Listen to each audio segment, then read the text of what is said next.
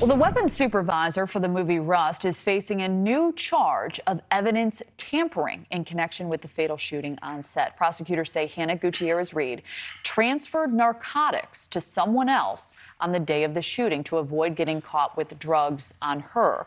Gutierrez-Reed was already facing involuntary manslaughter charges in the death of the film cinematographer. The same charge against Alec Baldwin was dropped in April, but it could still be reinstated. Joining us now is criminal defense attorney Brian Claypool. So, Brian, why would prosecutors be filing these charges right now?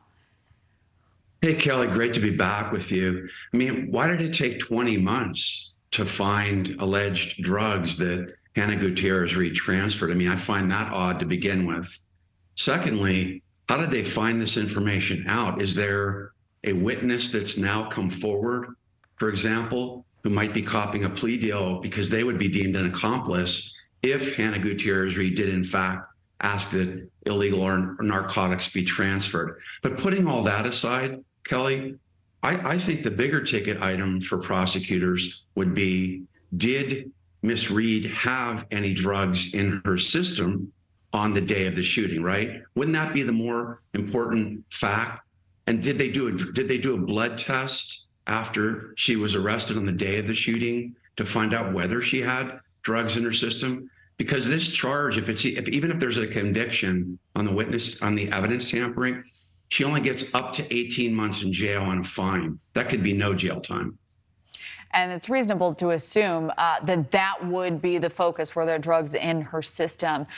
Do you think, Brian, that the charges against Alec Baldwin ultimately will be reinstated?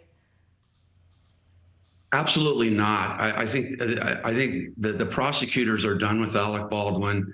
They've dropped the charges. The only way you can reinstate or bring new charges is if there is new evidence to support those charges. And prosecutors went through a lengthy and copious evaluation of evidence, including, I think, of Alec Baldwin's cell phone and his computer. Remember, there was a search warrant served on him back in New York many months ago. So prosecutors have all the evidence. They decided not to go forward. And look, I don't see how you get any new evidence that would somehow implicate Baldwin. He thought that there was not live ammunition in there. There was. And I think they're targeting the right person. But look, they really have to focus on Gutierrez-Reed. And if she was under the influence of any kind of drug, that would support, Kelly, the charge of involuntary manslaughter. It would bolster it.